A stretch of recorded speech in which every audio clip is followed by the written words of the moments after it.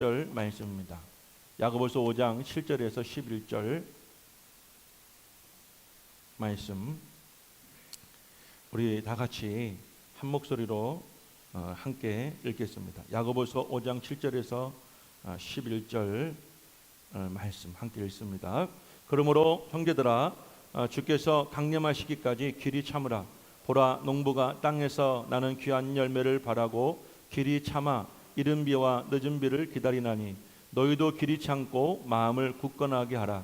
주의 강림이 가까우니라. 형제들아, 서로 원망하지 말라. 그리하여야 심판을 면하리라. 보라, 심판주가 문 밖에 서 계시니라. 형제들아, 주의 이름으로 말한 선지자들의 고난과 오래 참음의 본으로 삼으라. 보라, 인내하는 자를 우리가 복되다 하나니 너희가 욥의 인내를 들었고 주께서 주신 결말을 보았거니와 주는 가장 자비하시고 긍휼히 여기시는 이시니라. 아멘. 오늘 본문의 말씀을 통해서 성도가 고난당할 때 가야 할 길, 성도가 고난당할 때 가야 할 길이라는 말씀 제목으로 하나님 말씀 증거하겠습니다. 제가 최근에 늘 다니던 미장원이 있었는데 그 미장원 원장님이 큰 수술을 하셔서 몇 개월 동안 미장원 문을 닫고 있어서 최근에 새로운 미장원을 제가 찾았습니다. 그런데 이 미장원 원장님이 굉장히 짧은 머리를 선호하시고 참 좋아하시는 분 같아요. 점점점 제 머리를 아주 고등학생, 제가 고등학교 다닐 때에 정말 이 옆머리, 앞머리의 그 느낌을 그대로 재현해 주시는데 부득이하게 제가 예전에 했던 이 머리 스타일로 오늘 하고 나왔습니다. 어색합니다. 자, 우리가 이제 야고보서를 한 6개월 동안 했습니다. 중간에 절기도 있었고 여러 가지 이제 다른 말씀을 전해드릴 때도 있었지만 6개월 동안 야고보서 말씀을 우리가 나누고 있는데요. 이제 다 끝나가고 있습니다. 야고보서는 믿음의 성도들이 우리가 믿음이 있다고 할 때 그 믿음의 실천을 강조하고 또 실제적인 우리가 삶 속에서 어떻게 살아가야 되는 것인가에 대한 것에 대해서 교훈하고 있는 말씀이고요. 각 부분적인 교훈들을 보게 되어지면 시험에 대한 인내와 행함으로 입증되어야 되는 참된 믿음이라고 하는 전체적인 주제를 이 야고보서는 담아내고 있습니다. 야고보서의 내용을 보면 크게 세 단락으로 구분되어지는데 첫 번째 단락은 1장 1절에서 18절까지의 이 전반부로 나눌 수 있고, 중반부는 1장 19절부터 지난주까지 나눴던 5장 6절까지가 이제 중반부, 그리고 오늘부터 다음 주까지 나누게 될 이제 마지막 후반부는 5장 7절에서 20절까지 말씀입니다. 전반부의 주제는 성도들이 시험을 당했을 때 그 시험을 어떻게 이해하고 또 우리가 어떻게 그 시험을 감당해야 되는가라는 그 주제가 있었고요. 중반부의 주제는 믿음의 문제, 우리가 어떻게 그 믿음을 행함으로 입증하고 증명해 낼 것인가에 대해서 우리가 말씀을 나눴습니다. 그리고 오늘과 다음 주는 고난, 성도들이 고난을 당할 때 어떻게 이 고난을 대해야 되고 이 고난 속에서 어떻게 살아가야 될 것인가에 대한, 역시 실제적인 삶 속에서 이 성도의 믿음으로 어떻게 이 역경과 고난을 헤쳐나가고 이겨나갈 것인가에 대한 그런 주제가 담겨져 있습니다. 제가 올 초에 작년에는 사무엘상 말씀을 강의하다가 갑자기 야고보서를 이 본문으로 정했던 이유가 있었는데, 그 당시 이 코로나 바이러스가 이제 지난 2년 동안 이어져 오다가 그때 당시에 이 오미크론 바이러스에 의해서 매일 10,000명 이상의 확진자가 생기고 그리고 누적 확진자가 10만 명이 막 넘어갈 때였습니다. 물론 이 오미크론 바이러스는 이 치사율도 적고 또 뭐 사망률도 적다고 그러지만 우리가 이 코로나에 대한 이 두려움은 어느 누구도 떨칠 수가 없는, 지금도 마찬가지겠죠. 그렇기 때문에 이런 상황 속에서 여러 가지 우리에게는 어려움과 고통이 경마하여 찾아오게 되었고, 어떻게 우리가 그 속에서 신앙을 유지하고 신앙으로 그것을 승화시키고 더 나아가서 그것을 우리의 디딤돌 삼아서 우리의 믿음을 더 성장하게 할 수 있을까에 대한 제가 고민을 하게 되었어요. 그러다가 우리에게 가장 교훈될 수 있는 말씀이 야고보서 말씀이구나라는 그런 생각을 하게 되었습니다. 제가 최근에 이제 우리 교회도 대출이 있으니까요. 대출 이 은행권의 이 이율 이자율을 보니까요. 이제 4%대에 육박하고 있습니다. 3.99%인데요. 이 코로나 이 팬데믹 때에는 3.03%였거든요. 근데 코로나 이제 엔데믹 시대가 오고 나서 이제 물가가 오르기 시작하고 또 이 은행의 이율이 오르기 시작하면서 이제 4%대에 육박을 하고 있습니다. 그리고 기름값도 천정부지로 지금 치솟고 있죠. 저는 경유가 휘발유보다 비싼 적은 처음 경험한 것 같아요.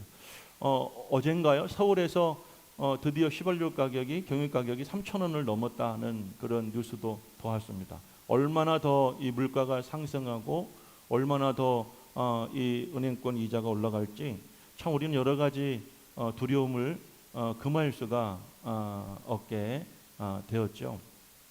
그리고 이 코로나도 완전히 끝난 게 아닙니다. 종식된 게 아니고 많은 이 감염 학자들은 올 여름이나 가을쯤에 다시 이 대유행이 찾아올 수도 있다라는 그런 이야기도 끊임없이 지금 내놓고 있습니다. 늘 불안함 속에 살고 있고 또 늘 위험 속에 우리가 노출되어져 있고 또 더 큰 문제는 이제 저는 신앙의 문제라고 생각이 됩니다.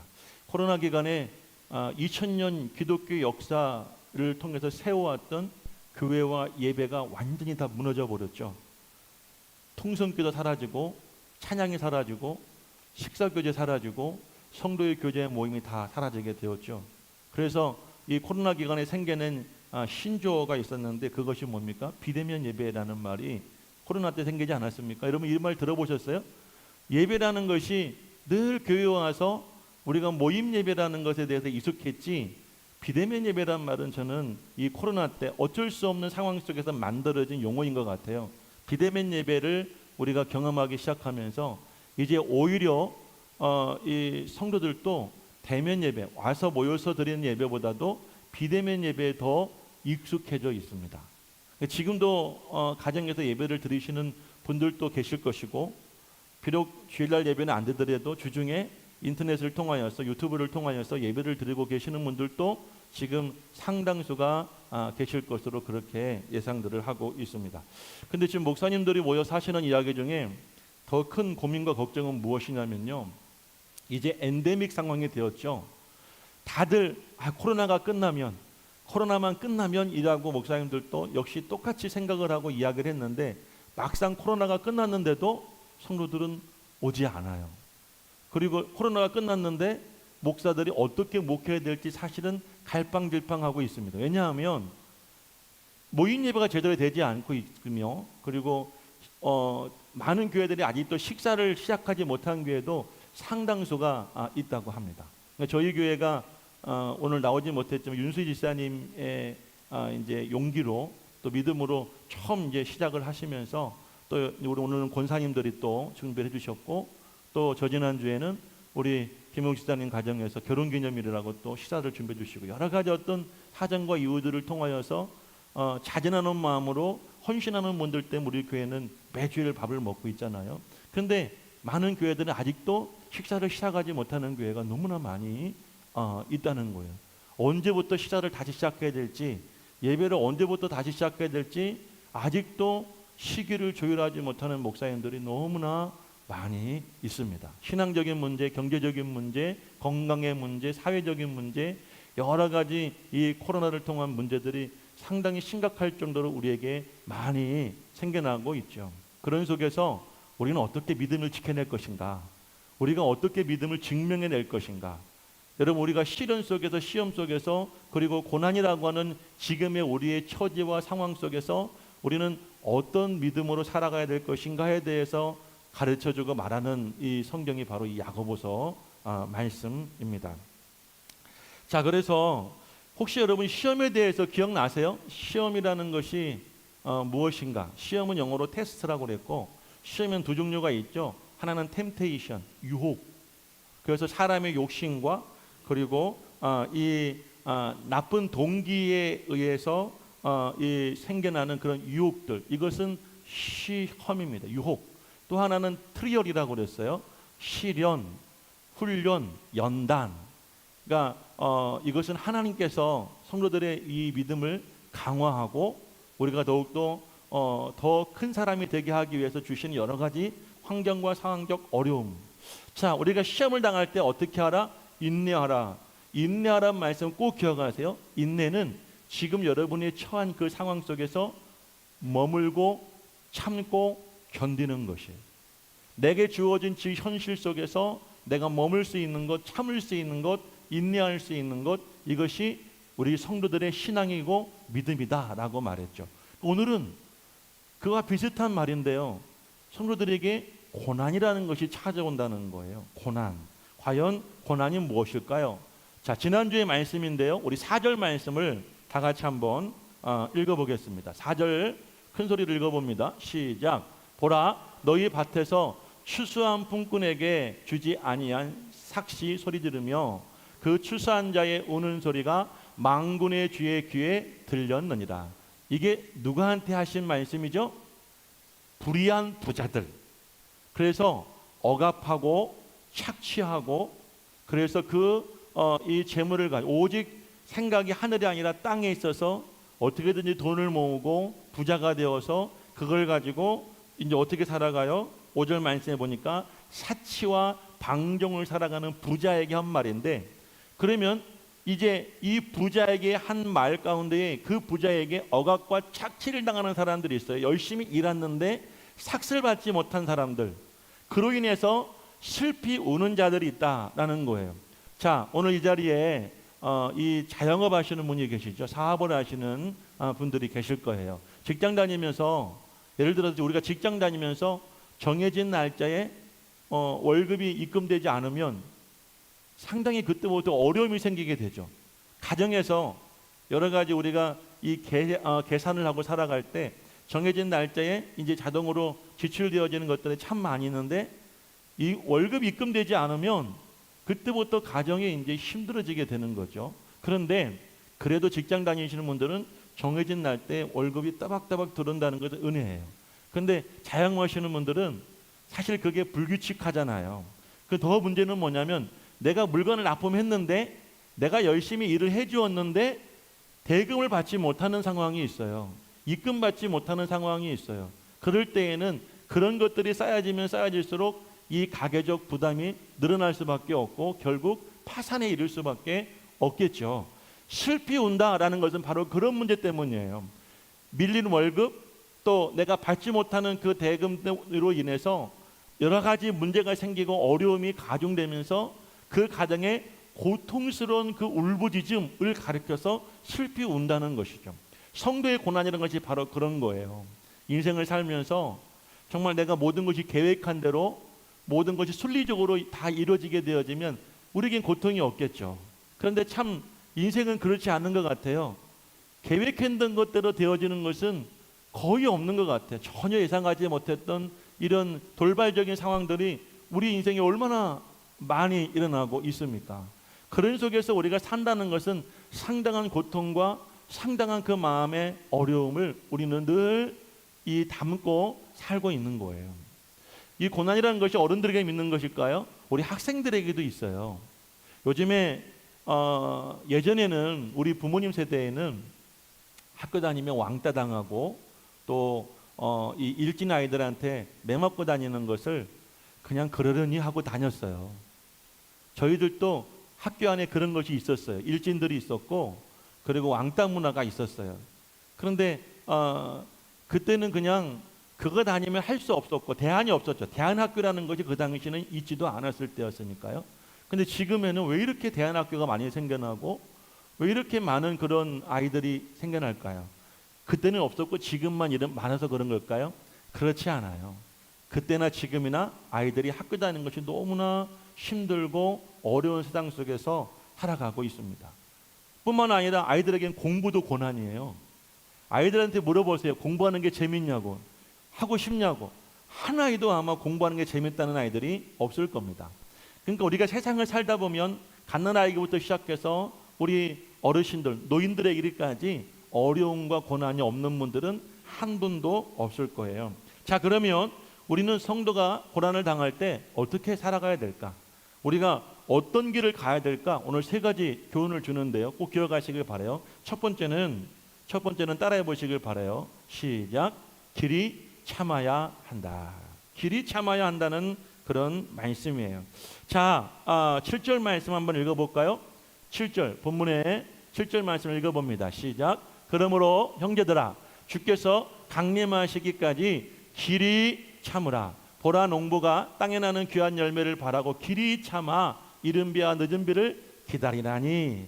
자, 그러므로 우리가 고난을 당했다, 우리 인생에 고통을 겪고 있는 그런 상황이 다가온다면 성도들은 어떻게 살아가야 될까요? 길이 참으라는 것입니다. 근데 여기에 한 가지 단서가 있어요. 7절 앞에 보니까 그러므로 라고 말을 하고 시작하고 있잖아요.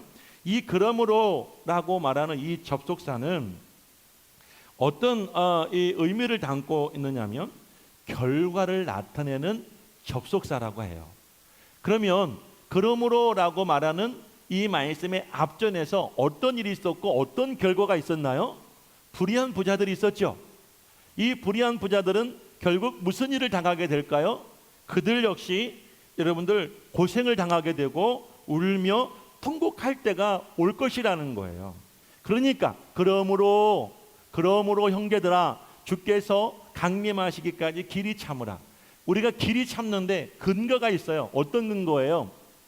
우리를 압제하고 우리를 억압하고 착취하고 고통을 주는 모든 여러분 이 불의한 사람들이, 세상의 불의한 사람들이 하나님의 심판을 받아 슬퍼하고 통곡하며 울 날이 올 거라는 거예요. 그러니까 우리는 그 하나님의 약속을 믿고 길이 참으라고 말하고 있는 거죠. 그러니까 이 오늘 본문 말씀 속에서 야고보 사도가 우리에게 전하고 싶은 이 중요한 아주 강한 이 한 가지 메시지가 뭐냐면 고난 당할 때 인내하라는 겁니다. 고난을 당할 때 참으라는 거예요. 이 길이 참다라는 말은 오래 참다, 인내하라라는 그런 뜻입니다. 끊임없는 부당한 착취와 억압, 핍박 가운데에서 고통을 겪을지라도 자신에게 그러한 고통을 주는 자들이 반드시 심판을 받아 울고 통곡하며 정말 고통을 받은 날이 곧 다가올 테니 우리는 그때까지 참고 그때까지 인내하라는 것인 줄로 믿습니다. 가정에서도 우리가 고통을 겪을 때가 있고요.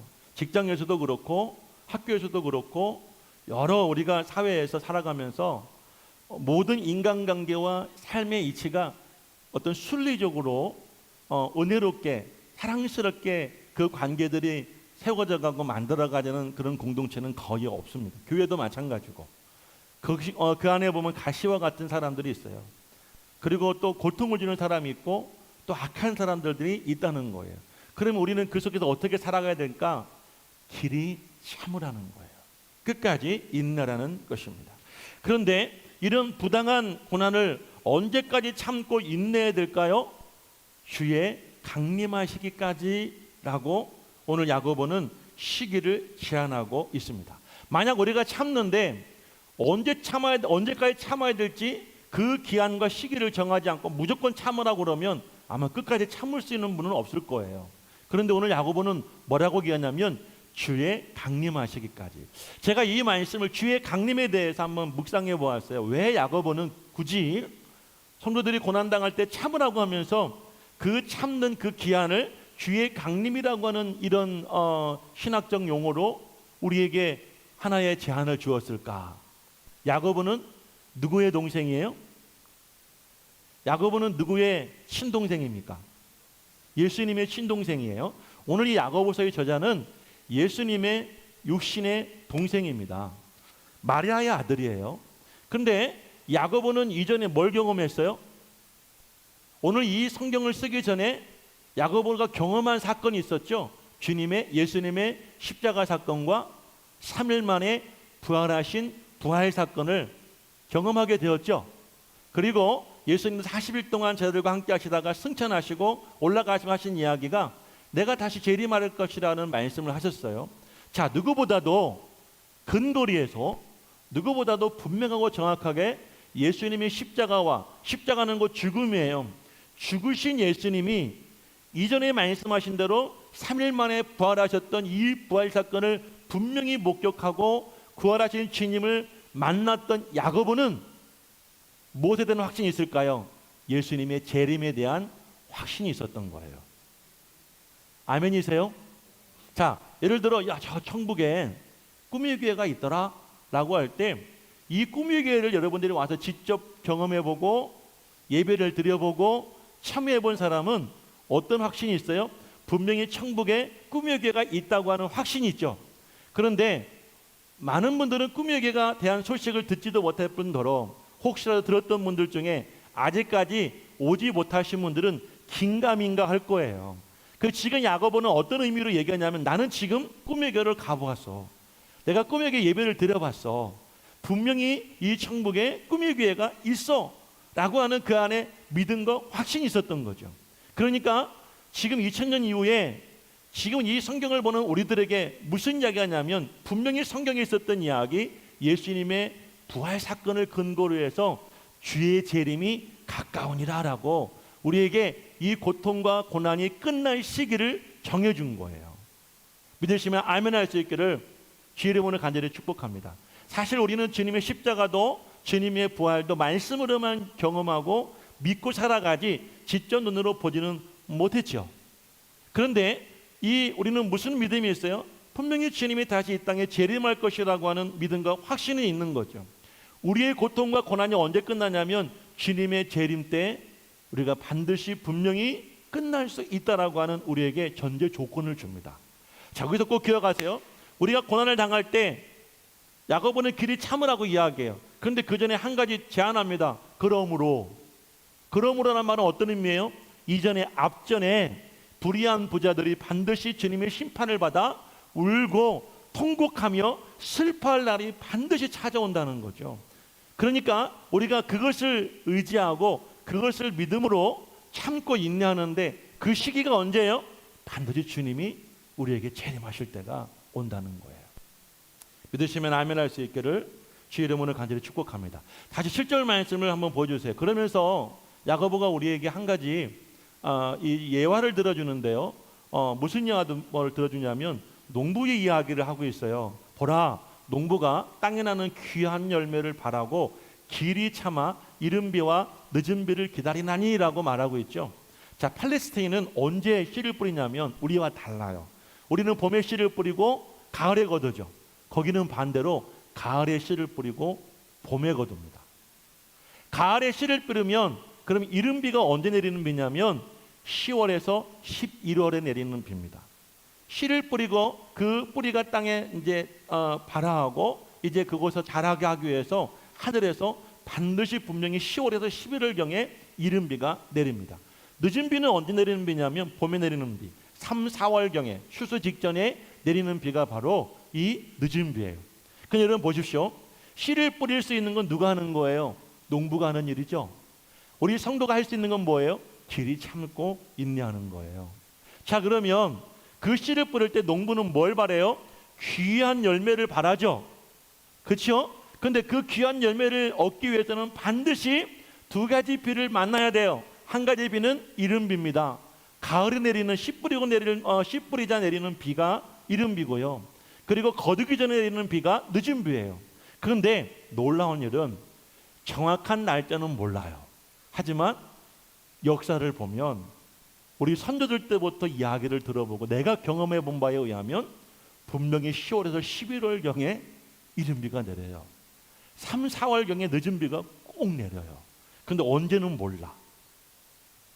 이 늦은 비와 이른 비 때문에 이 농부들이 바라는 정말 귀한 열매를 매년 수확할 수가 있지 않았던가?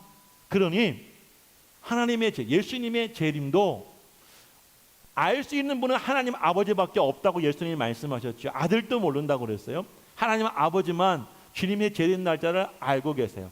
하지만 예수는 우리에게 하나의 목표를 주십니다. 그날이 분명히 반드시 여러분과 저에게 올 것이라고요.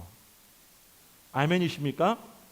그러므로 사랑하는 여러분, 우리가 고난을 당할 때 우리가 길이 참고 예수 그리스도 안에서 인내하심으로 승리할 수 있는 그런 성도가 되기를 간절히 축복합니다.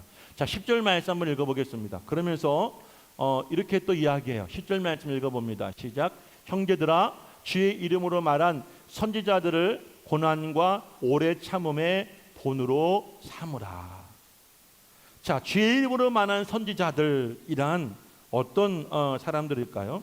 그들은 하나님의 종으로, 그리고 하나님의 말씀의 대언자로 세움을 받아서 철저하게 하나님께 순종하여 살면서 그 순종으로 인하여 얼마나 많은 고난과 고통을 당하였고, 또 그 고통 속에서 그들은 하나님을 향한 믿음을 잃지 않고 끝까지 참음으로 말미암아 사명을 완수한 사람들이에요. 이분들이 누굴까요? 자, 이사야 선지자, 또 우리가 잘 알고 있는 다니엘, 그리고 엘리야, 엘리사, 에레미야, 뭐 이런 선지자들을 오늘 이 야고보는 말하고 있는 거예요. 자, 이분들의 삶을, 이분들의 신앙을 우리가 하나의 교훈 삼아서 우리도 참고 인내라는 거죠. 자, 한번 우리 다니엘 이야기를 한번 상상해 보시고 생각해 보시길 바라요. 다니엘은 이 이스라엘이 멸망당할 때 포로로 끌려갔던 사람이에요. 이 사람은 왕족인지 귀족인지 정확한지 모르지만 왕족과 귀족 중에 한 사람이었습니다.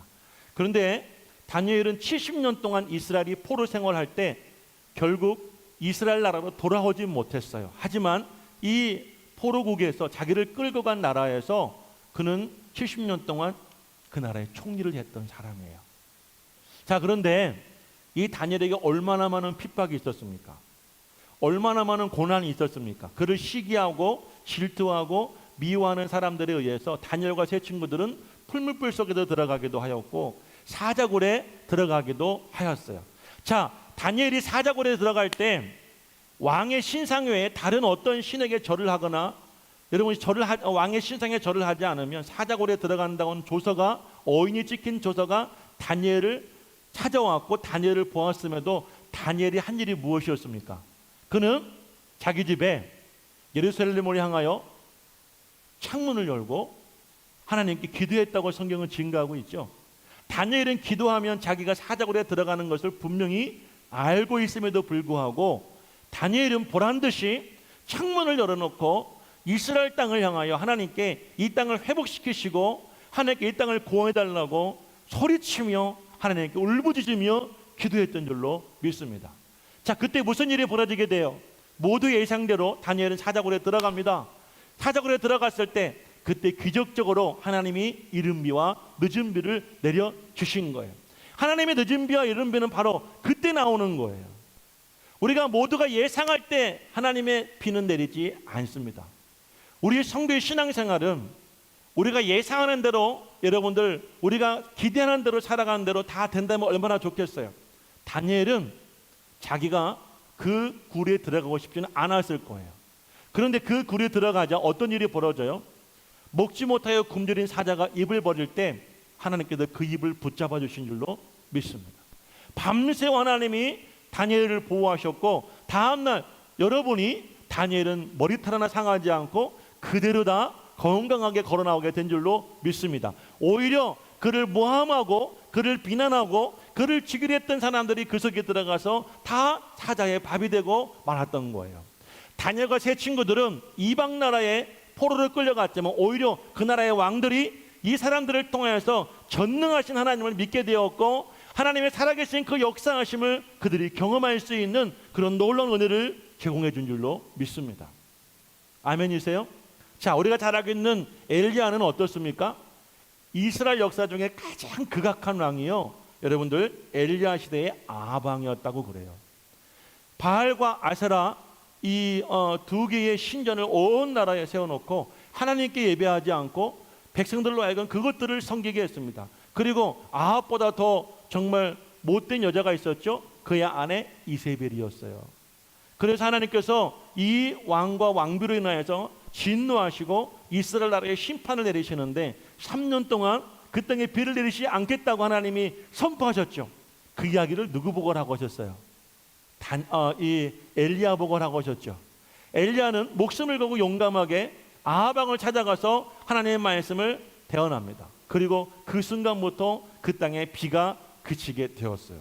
3년 동안 이 다니엘은 아하방을 피하여 여러분을 숨막히는 도피 생활을 하게 되었어요. 얼마나 많은 시련, 얼마나 많은 고난, 여러분 그 속에서 얼마나 많은 위기와 얼마나 많은 여러분의 불안함 속에 살았을까요? 그런데도 이 엘리야는 절대로 그의 신앙의 변함이 없었어요. 그리고 하나님께서 다시 그에게 나타나셔서 비를 주시겠다고 약속하셨고, 그리고 엘리야는 갈멜산에서 바알의 이 신을 섬기는 여러분의 그 제사장들과 싸움을 통해서 이기게 되었죠. 그런데 그것으로 끝난 것이 아니라 그 소식을 들은 이세벨이 다니엘을 죽이겠다고 하나님에 대해 찾고 있습니다. 다니엘은 호렙산 오뎨나무 아래에 지쳐 쓰러져 있었어요. 그때 하나님께 무슨 기도를 합니까? 하나님, 조카오니 내 영혼을 거두시옵소서.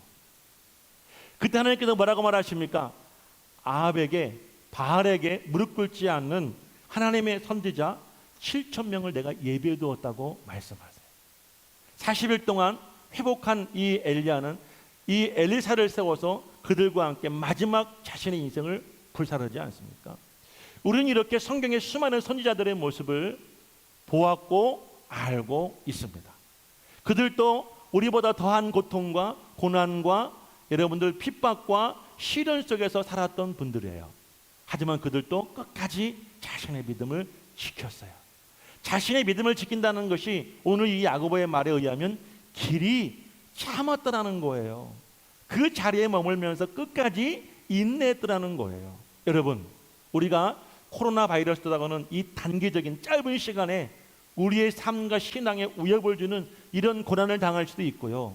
직장에서도 고난을 당하고 사회생활하면서 세상 속에서 많은 여러분들 시련과 고통과 어려움과 핍박과 그런 아픔들을 우리가 다 사실은 인생을 통해서 담고 살아가잖아요. 어떻게 해야 될까요? 길이 참으라는 겁니다. 할렐루야. 그것이 우리의 믿음이라는 거예요. 우리의 신앙이라는 거예요. 요즘에 조론이라는 말이 생기죠. 60대가 넘은 가장들이 가장 되기를 포기합니다. 이제부터 어떻게 살고 싶어요? 내 인생 살고 싶다는 거예요. 그리고 30년, 40년 동안 살았던 아내들이 이혼을 요구해요. 이제부터는 당신을 위한 인생이 아니라 나를 위한 인생을 살고 싶다. 참 세상이 많이 변했죠. 그런데 저는 그분들에게 이런 말씀을 드리고 싶은 거죠. 아이들이 보고 있어요. 자녀들이 다 부모의 뒤를 따라 살아간다는 걸 생각한다면 무섭지 않을까요? 참아야죠. 인내해야죠. 끝까지 그 자리에 머물러야 하죠. 그것이 성도의 가장 기본이고 성도의 가장 여러분 큰 믿음인 줄로 저는 그렇게 확신합니다. 마태복음 25장 말씀을 보면 달란트 비유가 있죠. 주인이 종들에게 각각 1달란트와 2달란트와 5달란트를 주고 여행을 떠났어요. 그리고 나중에 주인이 돌아왔을 때 다시 그 종들을 불렀죠. 그자 2달란트와 5달란트를 받은 종이 와서 뭐라고 합니까? 주인이시여 보시옵소서, 내가 당신이 나에게 주신 이 달란트를 가지고 열심히 장사하여 내가 이만큼 남겼습니다 라고 할 때 2달란트를 받은 종은 역시 2달란트를 남겼고 5달란트를 받은 종은 역시 그것을 가지고 5달란트의 그 값어치를 남겼죠. 자, 이 장사라고 하는 이 말 속에는 어떤 것이 포함되어 있나요? 참는 거죠. 손님들의 그 진상 손님들의 여러분 말도 안 되는 그런 횡포와 억지와 그리고 그 수고와 여러분들 그 육체적인 고통과 그 모든 어려움들을 이분들은 참고 끝까지 인내했기에 그만큼의 달란트를 또 남길 수가 있었던 거죠. 우리의 신앙도 마찬가지야. 내가 듣고 믿고 알고 있는 우리의 말씀과 신앙과 믿음이 어디서 열매를 맺냐면 아까 그렇게 말하죠. 이 농부들이 씨를 뿌리고 귀한 열매를 기다린다고 그랬죠. 우리가 예배를 드리고 기도하고 우리가 헌금하고 헌신하고 전도하고 귀한 열매는 뭐냐면 하나님의 은혜예요. 하나님의 응답이에요. 하나님의 약속과 축복이죠. 언제 오게 됩니까? 길이 참는 자에게 그 약속과 축복이 온다는 거예요. 믿으시면 아멘. 자, 앞으로 어떤 문제가 여러분에게 있다 할지라도 피하지 마세요. 도망하지 마세요. 특별히 신앙의 자리에서, 여러분의 믿음의 자리에서 절대로 벗어나거나 떠나지 마시기를 간절히 축복합니다. 할렐루야. 최근에 대법원에서 어떤 판결이 났냐면, 국가에서 지난 코로나 기간에 예배를 제한하고 예배를 드리지 못한 것에 대해서 목사님들이 국가를 상대로, 정부를 상대로 이 고소를 했어요. 대법원에서 어떤 정부도 종교의 자유를 침해할 수 없다고 하는 그런 판결이 나왔습니다. 결국 잘못되었다는 거죠. 초기에 신천지나 여러 선교단체에서 집단 간염은 일어났지만 사실 그들의 예배의 형태나 그들의 모임을 보게 되어지면 지금 우리가 드린 예배와 달라요. 정상적이지 않죠. 그런데 정부는, 방역단체는 그것을 근거로 해서 모든 교회에 일제히 동일한 방역 정책을 펼쳤어요. 그래서 이 5단계, 우리 경기도 지역은 거의 1년 동안 5단계, 이 3단계, 4단계, 5단계 벗어나지 못했죠. 그래서 거리두기 10%, 예배 10%, 30% 제한받아서 우리도 15명, 30명 이렇게 예배를 드릴 때가 있었죠. 누르면서 그렇게 예배를 드렸는데 시간이 지나고 보니 그러지 않아도 괜찮았더라는 거예요. 우리가 먼저 겁을 먹을 수도 있었고, 우리가 하나님의 그 음성, 하나님의 뜻보다도 정부가 하는 말, 사람들이 하는 말에 더 귀를 기울이고 그것을 더 의지했을 때가 있었더라는 거죠. 그러므로 앞으로 여러분들에게 또다시 코로나가 온다고 한다면 우리 이 감염과 이 의사들이 말하는 것처럼 또다시 코로나 팬데믹이 찾아오더라도 여러분 주 안에 거하시고 그 안에서 길이 참고 인내할 수 있기를 간절히 축복합니다. 두 번째는 또 뭐라고 하냐면 8절 말씀을 읽어보겠습니다. 8절 다 같이 읽어봅니다. 시작. 너희도 길이 참고 마음을 굳건하게 하라. 주의 강림이 가까우니라. 길이 참고 또 한 가지 뭐라고 그럽니까? 마음을 굳건하게 하라. 두 번째, 우리가 성도가 고난을 당할 때 어떻게, 어느 길로 가야 될까요? 마음을 굳건하게 하여야 합니다. 자, 여러분들, 굳건하게 하다라는 말을요, 이 원어의 의미를 보면 어떤 뜻이 있냐면 마음을 강화하다, 마음을 확고하게 하다, 그리고 마음을 견고하게 하다. 자, 마음을 강하게 하고 확고하게 하고 견고하게 하는 것은 누가 하는 거냐면 바로 저와 여러분들이 하는 거예요. 자, 시련을 당하고 우리가 고난을 당했을 때 길이 참고 인내하면서 또 한 가지 더불어서 뭘 해야 되냐면 우리의 마음을 정해야 됩니다. 우리의 마음에 확신을 갖고 여러분 확고하게 하고 견고하게 하고 요동하지 않도록, 흔들리지 않도록 우리 스스로가 마음을 부여잡아야 되는 거예요. 할렐루야. 우리가 앞으로도 인생을 살면서 끊임없이 부당한 고난을 받고 억울하게 착취를 당하며 억압과 핍박을 받는다 할지라도, 다시 강조드리지만 앞으로 여러분들, 제가 지난번에 우리 교단 세미나에 갔는데 어느 교수님이 오셔서 하시는 말씀이요, 이제 코로나 이후에 우리가 사는 동안 앞으로 이 땅에 이 바이러스의 문제는요 쉼 없이 찾아올 거라고 그럽니다. 그 시간적 간격도 점점 좁혀질 거라고 그래요. 하나의 바이러스가 세상을 지배하면 그것과 싸우고 또 뭔가 백신을 만들고 치료제를 만들어서 그것을 정복하고 나면 얼마 있다가 또 다른 바이러스가 나오게 되어지고, 이것이 환경 문제, 이것이 여러 가지 문제가 결합되면서 지구상에 이제 여러분들 인간이 건강하고 안전할 수 있는 그런 상황이 이제 더 이상 없을 수도 있다라고 또 이야기를 하더라고요. 자, 그럴 때 우리는 어떻게 해야 될까요? 마음을 그럴수록 더 견고하게 하고 굳세게 하고 굳건하게 우리가 다잡고 그렇게 살아가야 되는 줄로 믿습니다. 할렐루야. 자, 오늘 7절 말씀에서 8절 말씀에서 보니까 길이 참고란 말과 그리고 주의 강림에 대해서 또다시 강조하죠. 똑같은 말씀을 다른 이 절에 또 강조한다는 것은 그만큼 이것이 중요하기 때문에 강조하는 거예요. 우리가 고난을 당할 때 길이 참으십시오. 반드시 주님의 재림의 때가 오듯이 고난의 끝이 우리에게 찾아올 줄로 믿습니다. 길이 참으며 또 한 가지는 우리 마음을 견고하게 하고 단단하게 하고 굳건하게 하여야 합니다. 무엇을 기다리며? 농부가 귀한 열매를 바라고 늦은 비와 이른 비를 기다리는 마음을 가지고 말입니다. 우리 교회에 블루베리 나무가 3그루가 있습니다. 아시는 분 계세요? 블루베리 나무 3그루가 있는데 제가 작년에 그만 거의 태워 죽였어요. 물을 안 줘서. 어떻게 하는지 몰라서 며칠 시간이 지났는데 8월달 한여름에 뜨거운 땡볕 아래 얘네들 이파리가 다 말라 비틀어져 버렸어요. 그래서 제가 죽지는 말아라 간절한 마음으로 그때부터 겨울 오기까지 매일매일 물을 주었는데요. 그 마른 가지 이 줄기에서 이 가느다란 이 이파리가 나오고 줄기가 조금씩 나오더라고요. 올해 들어와서 제가 봄부터 매일 물을 주기 시작했는데 얘네들이 다시 살아났어요. 3나무 중에 2나무에 열매가 맺히더라고요.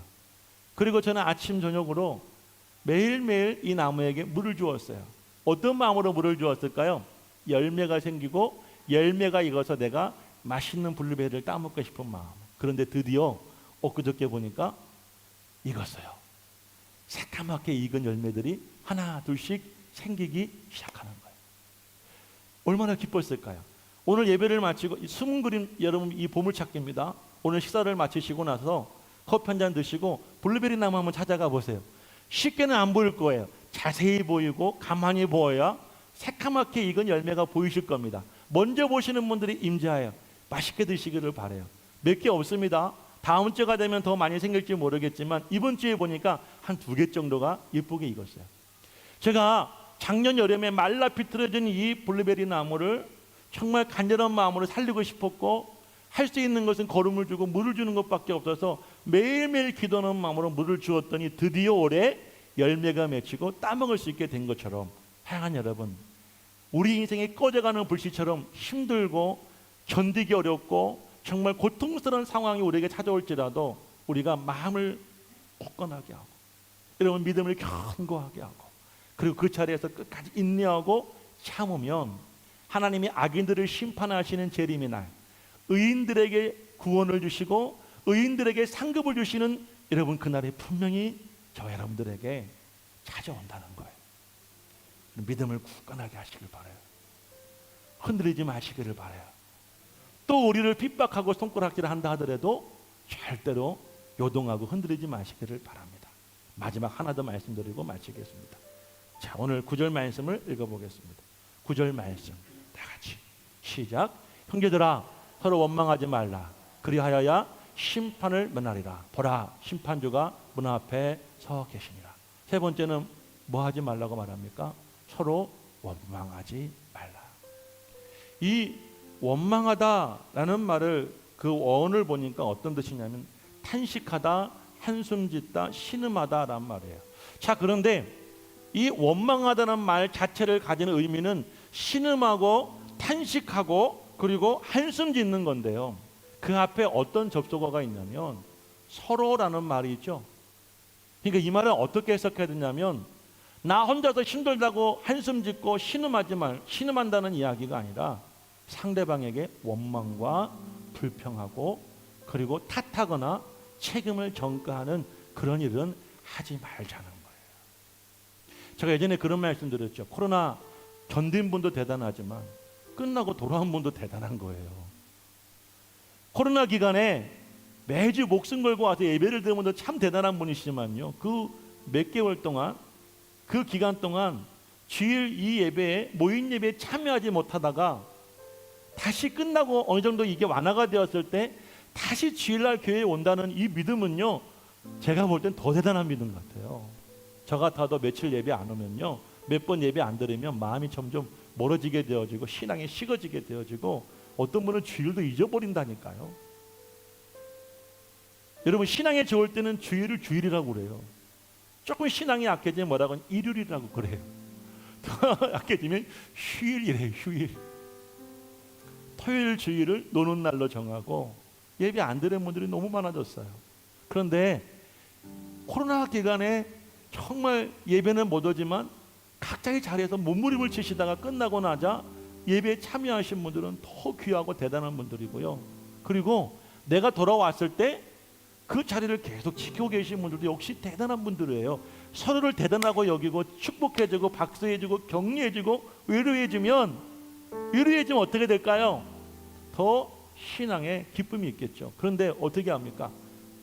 있는 분들은 없는 분들을 탓하고 불평하고 원망해요.